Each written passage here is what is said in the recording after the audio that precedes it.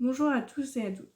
Aujourd'hui, ça fait 1 an qu'a eu lieu l'attaque du Hamas contre Israël. Et je voulais vous parler d'une femme qui a vraiment été un exemple de militantisme pour la paix et qui a malheureusement été assassinée par le Hamas. Viviane Silver est née à Winnipeg, au Canada, en 1949. Elle se rend pour la première fois en Israël en 1968, alors qu'elle entame des études en première année.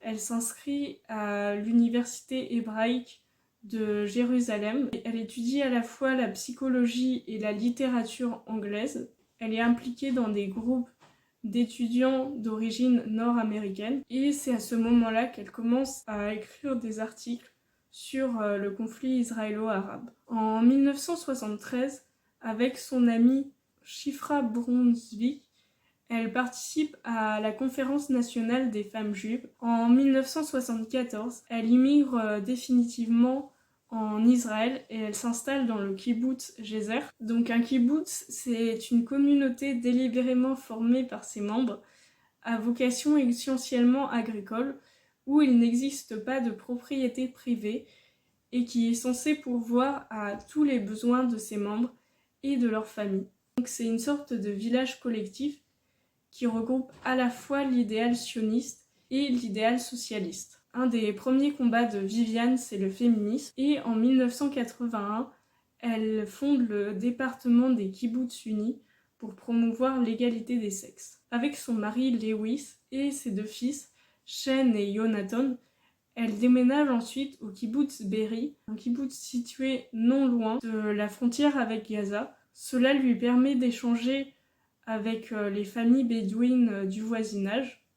Elle travaille avec des programmes pour aider les Gazaouis, avec notamment des formations professionnelles, et elle veille aussi à ce que les ouvriers du bâtiment d'origine gazaoui reçoivent un salaire égal aux Israéliens. Elle organise des rencontres et des dialogues interreligieux. En 1999, Viviane Silver et Amal El-Sana Al-Joj ont cofondé le Centre arabo-juif pour l'égalité, l'autonomisation et la coopération. Elles sont les 2 premières femmes à avoir reçu le prix Victor J. Goldberg, un prix pour la paix au Moyen-Orient.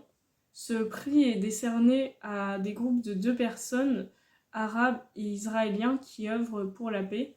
En 2014, Viviane prend officiellement sa retraite. Avec la fermeture des frontières, elle trouve tout de même un moyen de communiquer avec ses amis de Gaza. Plusieurs fois par semaine, elle conduit dans Gaza pour rapporter des soins médicaux aux Palestiniens dans le besoin avec l'association Road to Recovery. Elle est décrite comme une grand-mère aimante qui aime faire des gâteaux. Elle entretient des relations à distance avec ses 4 petits-enfants. Elle avait d'ailleurs prévu de leur rendre visite dans le Connecticut pour Thanksgiving. Le 4 octobre 2023, elle participait à un rassemblement de femmes pour la paix qui a réuni 1500 personnes à Jérusalem. Enough must speak. In Arabic, it's makafi. Enough. We're no longer willing to do this. We must reach a political agreement. Le 7 octobre, Viviane appelle sa sœur. Elle a peur parce que les terroristes sont proches de sa maison.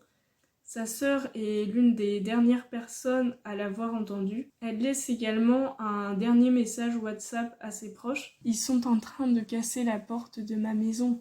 Je suis cachée dans l'armoire. Si je survis, je promets que je cacherai un grand couteau dans mon abri. Je ne peux pas croire que ça m'arrive. 1 minute plus tard, elle écrit aussi « S'il vous plaît, ne m'appelez plus, j'ai besoin de ma batterie. » Sa maison sera plus tard retrouvée incendiée et éventrée par les soldats de l'armée israélienne. Un groupe de soutien pour la retrouver se crée sur les réseaux sociaux. Son ami Mbaki Bartura dit « S'il y a quelqu'un qui peut mettre fin à la captivité d'un otage, qui peut organiser une rencontre et des négociations entre le Hamas et leurs captifs, ça serait Viviane.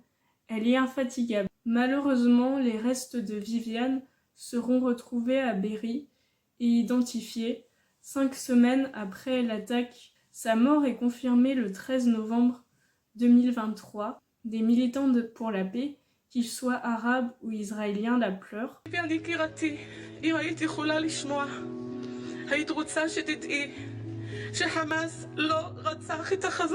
Je trouvais important de parler de cette femme qui était une militante pour la paix et qui a perdu la vie dans un attentat terroriste. Malgré toutes les horreurs qui se passent, Viviane peut nous faire espérer qu'un jour la paix viendra au Moyen-Orient.